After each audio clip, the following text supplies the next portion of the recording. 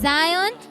Nipo hapa kuwafanyia interview watu ambao wamefanya mashindano siku ya leo, and today wamepatikana washindi wanne wa semi final.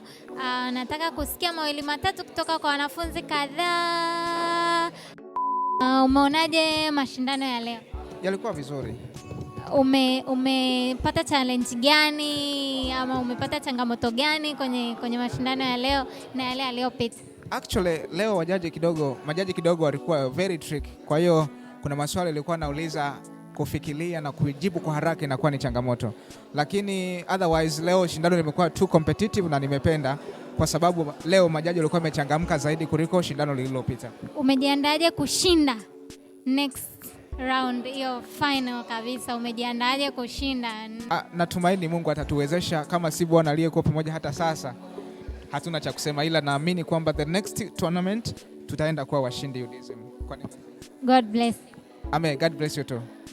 Sorry. Chuo gani unakiogopa kushindanishwa nacho? Actually nilikuwa naogopa Muhasi. Sasa hivi wote walioko sasa na waogopa kwa sababu you never know. Kwa hiyo lazima tu kujiandaa vizuri, ila Muhasi walikuwa ni tishio sana kuanzia tulipoanza kuona siku ya kwanza na leo pia, ila unfortunately kuna section leo imewaangusha, so waliobaki wote na waogopa.